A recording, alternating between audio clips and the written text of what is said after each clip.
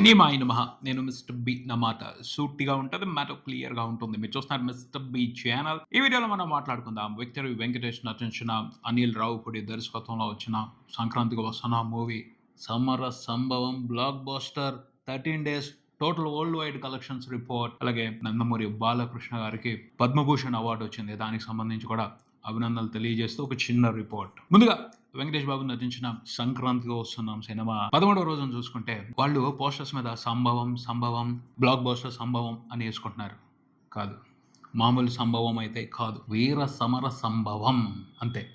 ఆ తర్వాతే మాట్లాడుకోవాలి. ఏంటా కలెక్షన్స్, ఏంటా రెస్పాన్స్. 13వ రోజున మెంటల్ ఎక్కింది తెలుగు బాక్స్ ఆఫీస్కి. ఇంతకు ముందులా ఏ తెలుగు సినిమా కూడా 13వ రోజున అలాంటి రెస్పాన్స్ని చూడలా.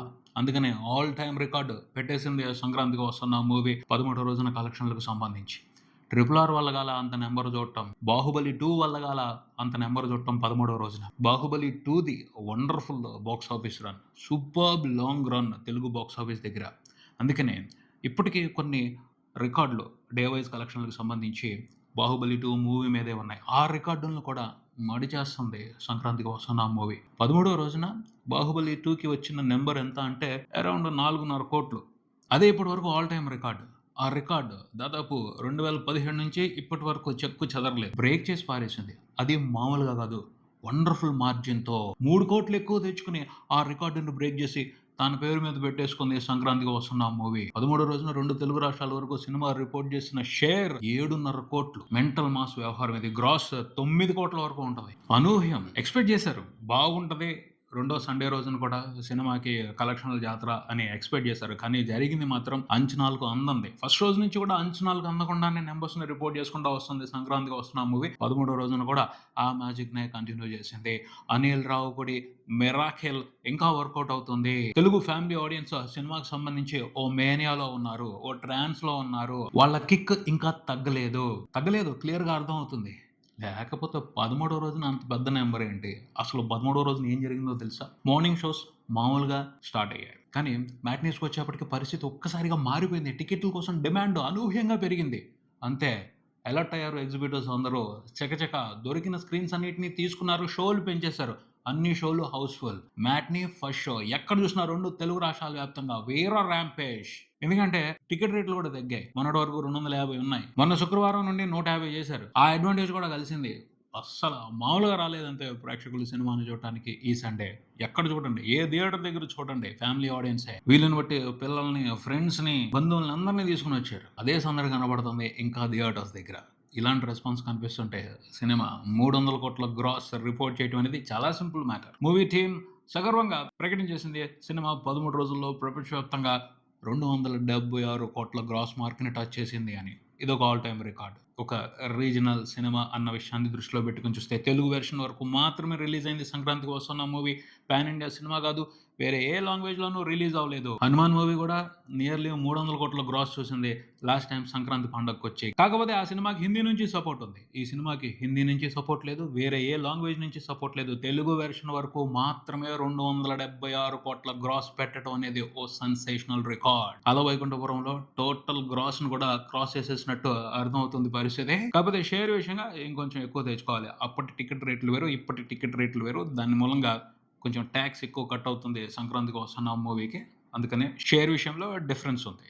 బట్ ఫుల్ రన్ లో చూసుకుంటే అల వైకుంఠపురంలో మూవీ అన్ని కలెక్షన్స్ ని కూడా సినిమా క్రాస్ చేసే పరిస్థితి కనపడుతుంది. భీమవరంలో నిన్న మూవీ టీమ్ సక్సెస్ సెలబ్రేషన్స్ చేసుకున్నారు. వాళ్ళు ఎంత సెలబ్రేట్ చేసుకున్నా తక్కువే. అంత బీభత్సమైన సక్సెస్ కలెక్షన్స్ విషయంగా చూసుకుంటే మాత్రం వెంకటేష్ బాబు అసలు ఆగలేదు. ఉత్సాహంతో కేరింతలు కొడుతూ సెలబ్రేషన్స్ చేసుకున్నారు భీమవరంలో. అవునా ఏంటి 13 రోజుల తర్వాత చూసుకుంటే సినిమాతో బిజినెస్ లో ఇన్వాల్వ్ అయి ఉన్న వాళ్ళు పెట్టుబడి వెనక్కి తెచ్చేసుకుని చూసిన లాభాలు మొత్తం 95 కోట్లు దాటింది. మనం అనుకున్నాం 100 కోట్లు షేర్ చూస్తుంది, ప్రాఫిట్స్ వరకే సినిమా అని. ఖచ్చితంగా చూస్తుంది. సినిమాతో బిజినెస్ లో ఇన్వాల్వ్ అయి ఉన్న వాళ్ళు మొత్తంగా 100 కోట్లకు పైనే లాభాలు చూస్తారు. తెలంగాణ వరకే సినిమా 13 రోజుల తర్వాత చూసుకుంటే నియర్లీ 37 కోట్లు. 13 రోజున కూడా సినిమా 3 కోట్ల షేర్ పెట్టింది. టోటల్ 13 రోజుల కలెక్షన్ల షేర్ తెలంగాణ వరకే 37 కోట్లు ఉంది. ఖచ్చితంగా 40 కోట్ల షేర్ మార్క్ ని క్రాస్ చేస్తుంది. 40 కోట్ల షేర్ క్లబ్ లో జాయిన్ అవుద్ది. ఒక మీడియం బడ్జెట్ సినిమాకి ఇది డ్రీమ్. కల్లో కూడా జరిగేది కాదు, కానీ జరుగుతుంది. అనూహ్యం, అద్భుతం, మిరాకిల్ అంతే. ఇది తెలంగాణ వరకు ఓ మీడియం బడ్జెట్ సినిమా 40 కోట్ల షేర్ చూడటం అనేది పెద్ద సంచలనం. అందుకనే ఇది మామూలు బ్లాక్ బస్టర్ కాదు, వీర సమర సంభవం. ఆంధ్రప్రదేశ్ విషయానికి వస్తే సీడెడ్ లో సినిమా 15 కోట్లకు పైన గ్రాస్ కొట్టేసింది.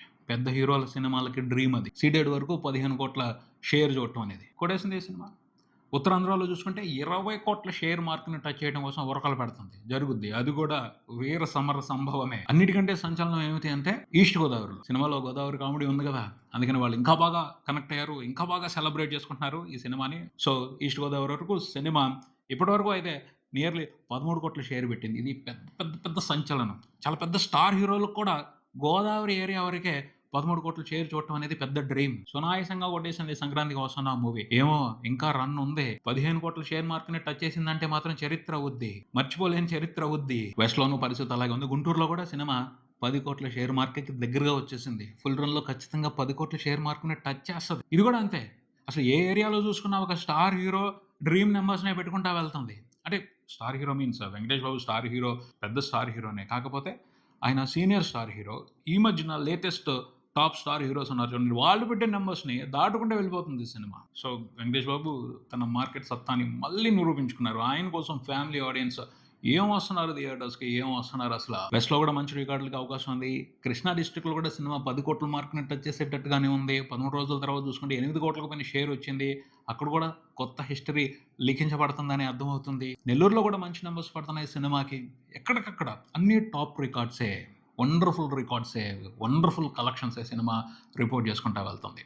13 రోజుల తర్వాత చూసుకుంటే 2 తెలుగు రాష్ట్రాల వరకు సినిమా రిపోర్ట్ చేసిన షేర్ 116 కోట్ల వరకు ఉంది. ఆంధ్రప్రదేశ్ నుంచే 67 కోట్లకు పైన షేర్ రిపోర్ట్ చేయడం విశేషం, అద్భుతం. అసలు ఈ నెంబర్స్, ఈ లెక్కలు ఇవన్నీ కూడా మతి పోగొట్టేస్తున్నాయి. ఏంటిది, ఈ సినిమా రేంజ్ ఏమిటి, ఈ కలెక్షన్స్ ఏమిటి అని ఆశ్చర్యపోవటమే పని అయిపోతుంది. ఈ వీకెండ్ కొంచెం తగ్గుద్ది అనుకున్నారు, కానీ తగ్గలా. ఎక్కడ కూడా అవకాశం ఇవ్వలేదు. సినిమా అంచనాలకు మించే పెర్ఫామ్ చేసింది, అద్భుతంగా పెర్ఫామ్ చేసింది, మైండ్ బ్లోయింగ్ అంతే. ఓవర్సీస్లో కూడా సినిమా ఇంట్రెస్టింగ్ అని పెర్ఫామ్ చేస్తుంది. అక్కడ యూఎస్ఏ వరకు చూసుకుంటే $2.6 మిలియన్, మిగతా కంట్రీస్ అన్ని కలిపి చూసుకుంటే $3.6 మిలియన్ పైన సినిమా కలెక్షన్స్ చూస్తుంది. అక్కడ కూడా వండర్ఫుల్ ప్రాఫిట్స్. కాకపోతే యూఎస్ఏ వరకు సినిమా ఫుల్ రన్లో $3 మిలియన్ మార్క్ని టచ్ చేస్తుందా లేదా అనేది ప్రస్తుతానికి సస్పెన్స్. టచ్ చేస్తే మాత్రం అద్భుతమే. అక్కడ కూడా కొత్త చరిత్ర, మర్చిపోలేని చరిత్ర అవుతుంది. ఇంకా ప్రపంచవ్యాప్తంగా సినిమా అన్ని వెర్షన్స్లో కలిపి టోటల్గా రిపోర్ట్ చేసిన షేర్ చూసుకుంటే 139 కోట్ల వరకు ఉంది. అయిపోయింది. వాల్తెరివేరియర్ రికార్డు కూడా క్లియర్ అయిపోయింది, క్రాస్ చేసేసింది సినిమా. ఇక సీనియర్ హీరోల టాప్ కలెక్షన్స్ లిస్ట్లో నెంబర్ 1 వెంకటేష్ బాబు. రేపు వచ్చే సినిమాలతో వెంకటేష్ బాబు రికార్డ్ని మెగాస్టార్ చిరంజీవి బ్రేక్ చేయాలి. చాలా పెద్ద టఫ్ కాంపిటీషన్ ఇచ్చారు వెంకటేష్ ఈ సీజన్లో మిగతా స్టార్ హీరోలకి. అది పరిస్థితి. సంక్రాంతికి వస్తున్న మూవీ ఇంత అద్భుతంగా బాక్స్ ఆఫీస్ రన్ని కొనసాగిస్తుంది. ఇంకా కొన్ని రోజుల పాటు ఈ బాక్స్ ఆఫీస్ రన్ హెల్దీగా కంటిన్యూ అయ్యే పరిస్థితి కనపడుతుంది. ఎందుకంటే ఇంకా ఈ సినిమాని చూడాల్సిన ఫ్యామిలీ ఆడియన్స్ చాలా మంది ఉన్నారు. టికెట్ రేట్లు తగ్గాయని వాళ్ళందరికీ కూడా నోటీస్ వెళ్ళింది. సో లుక్ వేస్తారు. రాబోయే రోజుల్లో కూడా వీక్ డేస్లో నైట్ షోస్కి మంచి రెస్పాన్స్ ఉండే పరిస్థితి కనపడుతుంది. థర్డ్ వీకెండ్లో కూడా సినిమా ఇంట్రెస్టింగ్గా కలెక్షన్స్ రిపోర్ట్ చేసే పరిస్థితి కనపడుతుంది. కన్ఫామ్ ఫుల్ రన్లో అయితే 150 కోట్ల షేర్ మార్క్ని క్రాస్ చేస్తుంది వరల్డ్ వైడ్. 300 కోట్ల గ్రాస్ మార్క్ని టచ్ చేస్తుంది. ఆ పైన ఏం జరుగుద్ది, అంతకు మించి ఏం చేస్తుంది, ఇప్పటికే సమర సంభవాన్ని చూపిస్తుంది. ఆ పైన ఇంకా ఆ సంభవాన్ని ఎలా కొనసాగిస్తుంది, ఎన్ని రోజుల పాటు కొనసాగిస్తుంది, ఫైనల్ నెంబర్స్ ఎలా ఉంటాయి చూద్దాం, మాట్లాడుకుందాం వాటి గురించి రాబోయే వీడియోలో. నటసింహ గాడ్ ఆఫ్ మాసెస్ నందమూరి బాలకృష్ణకి కేంద్ర ప్రభుత్వం పద్మభూషణ్ అవార్డును ప్రకటించింది. ఇది తెలుగు వాళ్ళందరికీ ఆనందాన్ని, సంతోషాన్ని ఇచ్చే ఇన్ఫర్మేషన్ అని చెప్పొచ్చు. ఆల్రెడీ సెలబ్రేషన్స్ స్టార్ట్ అయ్యాయి. ఈ విషయానికి సంబంధించి బాలయ్య బాబు ఫ్యాన్సే కాదు, తెలుగు వాళ్ళందరూ కూడా ఫుల్ హ్యాపీగా ఉన్నారు. అసలు ముందే రావాల్సింది, లేట్ అయింది. ఈ విషయం అందరికీ తెలుసు. ఎందుకంటే కొన్ని పరిస్థితులు అనుకూలించకపోవటం మూలంగా లేట్ అయింది. బట్ ఫ్యాంటాస్టిక్ టైంలోనే వచ్చింది అని చెప్పాలి. ప్రస్తుతం బాలయ్య బాబుకి వండర్ఫుల్ టైం నడుస్తుంది. సినిమాలకు సంబంధించి కానీ, రాజకీయాలకు సంబంధించి కానీ అన్స్టాపబుల్ ప్రోగ్రామ్ చేస్తున్నారు. ఓటీటీలో కూడా ఆయన సక్సెస్, ఎక్కడికి వెళ్ళని ఆయన సక్సెస్ మాత్రమే చూస్తున్నారు. వరుసగా 4 సినిమాలు బ్లాక్ బస్టర్స్, పెద్ద హిట్లు అంటే చిన్న విషయం కాదు. ఏ విషయమైనా సరే బాలయ్య బాబు తల పెట్టారు అంటే సక్సెస్ చూస్తున్నారు. అలాంటి సూపర్బ్ టైంలోనే ఆయనకి పద్మభూషణ్ రావటం అనేది గొప్ప విషయం అని మాట్లాడాలి. ఖచ్చితంగా పూర్తిగా ఆయన పద్మభూషణ్ అవార్డుకి అర్హులు. ఎందుకంటే ఆయన యాక్టర్ మాత్రమే కాదు, గొప్ప పొలిటీషియన్, అంతకు మించి గొప్ప హ్యూమనిస్ట్. బసవతారకం క్యాన్సర్ హాస్పిటల్ చైర్మన్గా ఆయన ఎన్నో సేవలు అందిస్తున్నారు. ఎంతో మందికి సహాయ సహకారాలు అందిస్తున్నారు. ఆ విషయంగా మాత్రం బాలయ్య బాబుని ఎంత పొగిడినా తక్కువే. ఎంతోమంది జీవితాల్లో వెలుగు తీసుకురావడం కోసం ఆయన తన వంతు సహాయం గొప్పగా చేస్తున్నారు. యాక్టర్గా చూసుకుంటే విశ్రాంతి లేకుండా సినిమాలు చేస్తూ ఉన్నారు, అలుపు అనేది లేకుండా సినిమాలు చేస్తూనే ఉన్నారు. ప్యాషన్, ఒక మంచి మార్కెట్ ఉన్న హీరో ఎప్పుడు సినిమాలు చేస్తూ ఉండటం అనేది సినిమా ఇండస్ట్రీకి మంచిది. సినిమా ఇండస్ట్రీని నమ్ముకున్న చాలా మందికి అది జీవనోపాధి. ఒక స్టార్ హీరో సినిమా చేస్తున్నాడు అంటే గట్టిగా డబ్బులు ఖర్చు పెడతారు. సో ఆ ఖర్చు పెట్టే డబ్బు ఎక్కడికి వెళ్తుంది? సినిమాకి పనిచేసే వాళ్ళకి సర్జీతాలుగా. అది ఎంతో మంది కార్మికులకి జీవనోపాధి అవుతుంది. ఈ విషయాన్ని దృష్టిలో పెట్టుకుని ఆయన వదిలిపెట్టకుండా వరుసగా సినిమాలు చేస్తూనే ఉంటారు, హిట్తోనూ ఫ్లాప్తోనూ సంబంధం లేకుండా. అది బాలయ్యబాబు విషయంలో చాలా గొప్ప సంగతి. ఆ విషయానికి సంబంధించి అసలు ఆయనకి ఒకటి కాదు 2-3 గొప్ప గొప్ప అవార్డులు ఇచ్చేయాలి. సినిమా ఇండస్ట్రీకి ఆయన అందిస్తున్న సేవలు నిజంగా గొప్పవి. గౌరవించుకోవడం అనేది అందరి బాధ్యత. భారత ప్రభుత్వం కూడా అదే చేసింది. ఈ విషయానికి సంబంధించి భారత ప్రభుత్వాన్ని కూడా మనం అభినందించాలి. లేట్ అయినా సరే ఇచ్చారు. ఆ గౌరవం ఆయనకి దక్కాల్సి ఉంది, దక్కింది. పొలిటీషియన్గా కూడా ఆయన తిరుగులేని నాయకుడు. ఒకే ప్లేస్లో వరుసగా 3 సార్లు నెగ్గటం అనేది చిన్న విషయం కాదు. ఇప్పుడు జనాలు రకరకాలుగా మారిపోతున్నారు. ఎంత మంచి చేసినా సరే వేవ్ని బట్టి, పరిస్థితులను బట్టి మార్చేస్తున్నారు నాయకుల్ని. ఓట్లు ఇట్లా. కానీ ఎంత పెద్ద వ్యతిరేకత ఉన్నా కూడా, మిగతా చోట్ల పార్టీ ఓడిపోయినా కూడా ఆయన పోటీ చేసిన నియోజకవర్గంలో తిరుగు లేకుండా గెలిచారు. అంటే ఆ నియోజకవర్గంలో ఉన్న ప్రజల్లో ఆయన ఎలాంటి నమ్మకాన్ని ఏర్పరచుకున్నారో అర్థం చేసుకోవాలి. సో నిజాయితీ అయిన పొలిటీషియన్ కాబట్టే ఆయనకి ఓటమి లేకుండా ఉంది. 3 times ఒకే ప్లేస్ నుంచి ఆయన ఎమ్మెల్యేగా ఎన్నికయ్యారు. ఆ నియోజకవర్గాన్ని అభివృద్ధి పదంలో నడిపిస్తున్నారు తన వీలు మేర. ఇది అందరికీ సాధ్యమయ్యే మ్యాటర్ కాదు. బాలయ్యబాబు అక్కడ కూడా అకుంఠిత దీక్షతో ఒక రాజకీయ నాయకుడిగా తన నియోజకవర్గానికి ఏం చేయాలో చేస్తున్నాడు. అక్కడికి సక్సెస్ఫుల్ పొలిటీషియన్ ఆయన. ఏ విధమైన బ్లాక్ మార్క్స్, రిమార్కులు లేవు ఆయనకి. అలా ఒక పొలిటీషియన్గా, ఒక యాక్టర్గా, ఒక హ్యూమనిస్ట్గా ప్రతి విషయంలోనూ ఆయన సూపర్ సక్సెస్. అలాంటి మనిషిని గౌరవించుకోవడం అనేది ప్రతి ఒక్కరి బాధ్యత, ప్రభుత్వాల బాధ్యత. అదే చేశారు. ఆయనకి పద్మభూషణ్ ఇచ్చి అని చెప్పొచ్చు. తర్వాత చూసుకుంటే బాలయ్యబాబు తనకు పద్మభూషణ్ రావటాన్ని ఆహ్వానిస్తూనే ఇంకొక కోరిక భారత ప్రభుత్వాన్ని కోరుతున్నారు. అదేమిటి అంటే విశ్వవిఖ్యాత నట సార్వభౌమ నందమూరి తారక రామారావు గారికి భారతరత్న ఇవ్వాలి అని. అది బాలయ్యబాబు గారి డిమాండే కాదు, తెలుగు ప్రజలందరి డిమాండ్. ఎందుకంటే తెలుగు వారి ఆత్మగౌరవాన్ని నిలబెట్టిన మనిషి ఎన్టీఆర్. ఆయన్ని ఖచ్చితంగా భారత ప్రభుత్వం భారతరత్న ఇచ్చి సత్కరించాలి. ప్రస్తుతం అనుకూలమైన వాతావరణం ఉంది, అనుకూలమైన రాజకీయ పరిస్థితులు ఉన్నాయి. ఖచ్చితంగా ఎన్టీఆర్కి భారతరత్న వచ్చే అవకాశం ఉంది. ఈ విషయాన్ని మనం గట్టిగా డిమాండ్ చేయాలి. జరుగుతుంది. పైన ఇంకొకటి కూడా ఉంది. ఆ ఒక్కటి కూడా వచ్చేస్తే బాలయ్యబాబు కెరియర్ పరిపూర్ణం అవుతుంది అని అనిపిస్తుంది. అదేమిటి అంటే national award. Balayya Babu terrific performer, గొప్ప నటుడు.